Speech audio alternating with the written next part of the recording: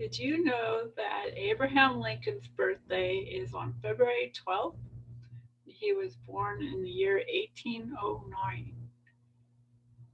He is our 16th or was our 16th president, and we celebrate his birthday in February along with President George Washington's birthday, who was our first president. So Abraham Lincoln, here's a picture of him, and he always wore this hat. It's called the stovetop hat. This is a true story about his hat and other things that went on when he was alive, called Abe Lincoln's hat.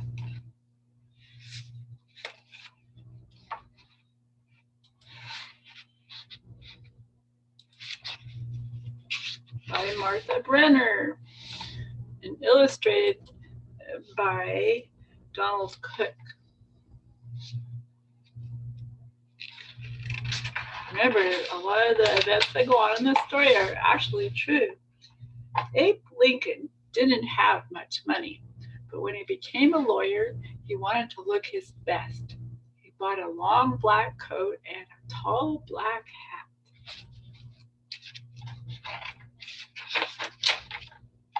Every day, Abe wore his hat to his new job.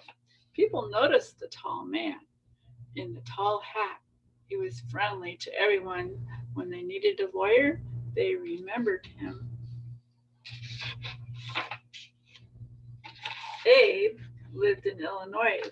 His state was mostly wilderness, meaning that it wasn't much city. Then more and more settlers came and they built houses and farms and new towns. Sometimes they didn't get along. They argued over land and animals and money. Lawyers like Abe would help people settle their arguments. They could help people get a fair trial in court.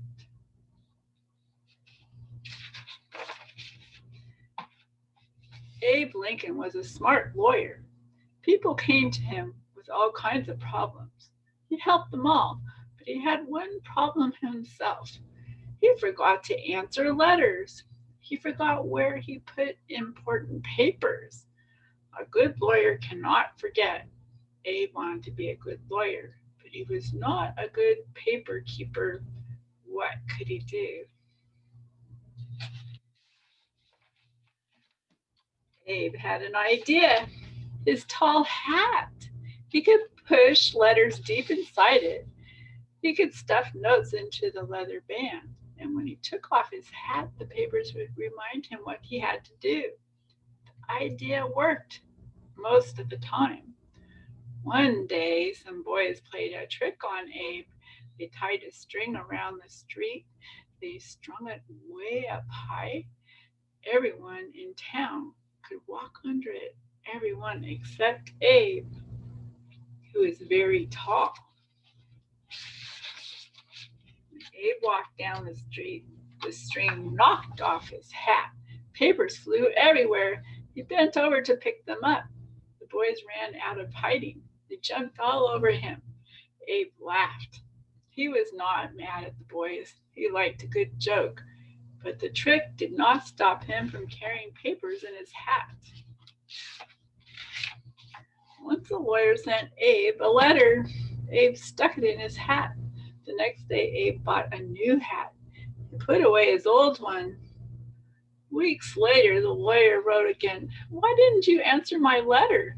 And then Abe remembered the letter was still in his old hat.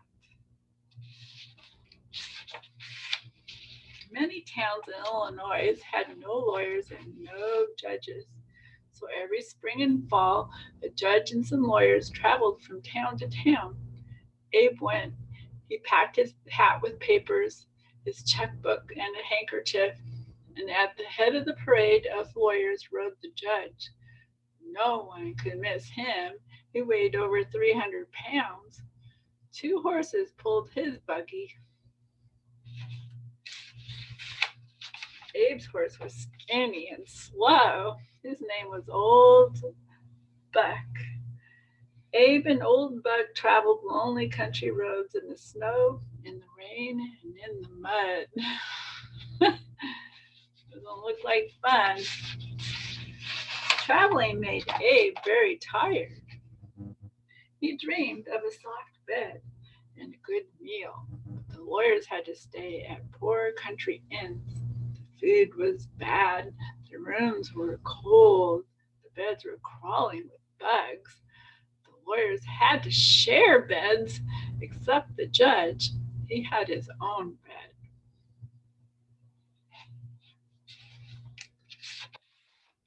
Early in the morning, the courthouse bell would ring. Abe hurried to court. Pigs lived under one courthouse. Abe had to talk loudly over the grunts and squeals. People came from near and far to hear Abe. He made trials easy to understand. He told jokes and stories. People said he could make a cat laugh. Once Abe whispered a joke to another lawyer. The lawyer laughed out loud. "Quiet," the judge yelled. "You are fined $5." When the trial was over, the judge asked to hear the joke. He laughed as hard as the lawyer. "That was worth $5," he said. "Forget the fine." At another trial, two men argued over who owned a young horse. Each said he owned the mother of the colt. Abe led everyone outside. He put the two grown horses on one side of the lawn. He held the colt on the other side. Then he set the colt free. It headed straight to its real mother. That's a good way. One day, Abe got a letter.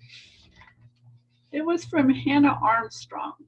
Years before, Abe had lived with her family. Mrs. Armstrong cooked for Abe.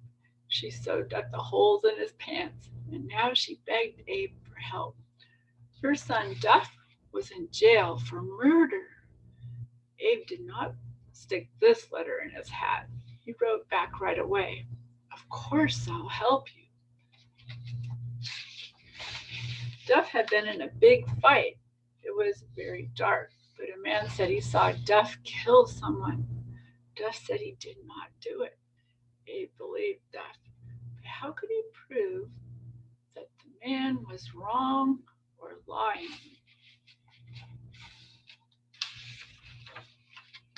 "How could you see in the dark?" Abe asked the man.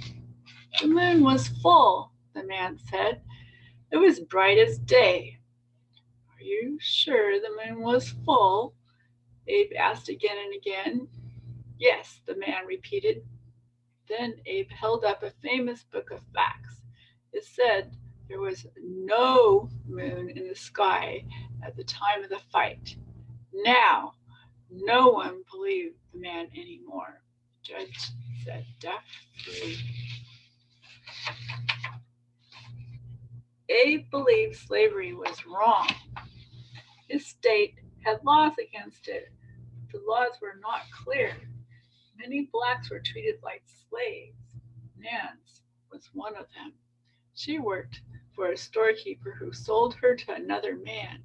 This man treated Nance badly, so she would not work for him. Abe argued for Nance in court. Illinois was a free state, he said. All its people are free, whatever their color. The judge decided Abe was right. From then on, no one could be bought or sold in Illinois. Abe had saved Nance, but half the states in America still had slaves. In a few years, there would be new states out west. Abe did not want slavery to spread to these states.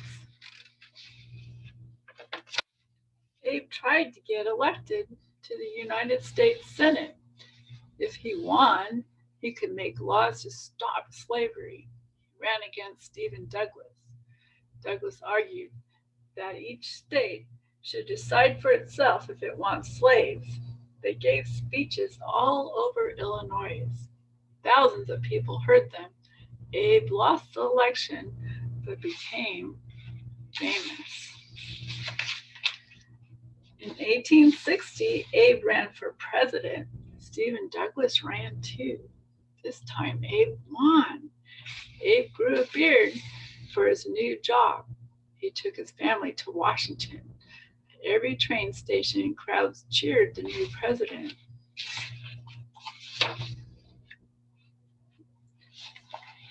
Abe was ready to make his first speech as president. He carried a cane, a tall silk hat, and a speech.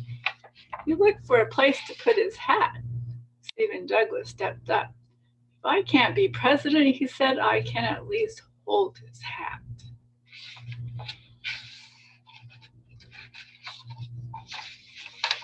Abe Lincoln was a great president. He freed the slaves.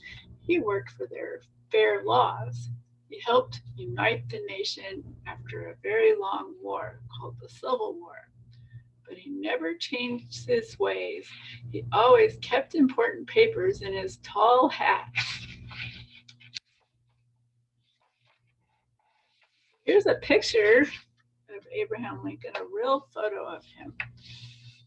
All the stories in this book are true, and all the people really lived. Here are photos of some of them. When the photos were taken around 1860, the camera was a new invention. So this is a picture of Abraham Lincoln. There's Judge David Davis, Duff Armstrong, and Stephen Douglas.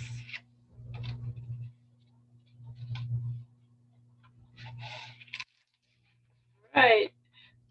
I hope you got some understanding about Abraham Lincoln a little bit.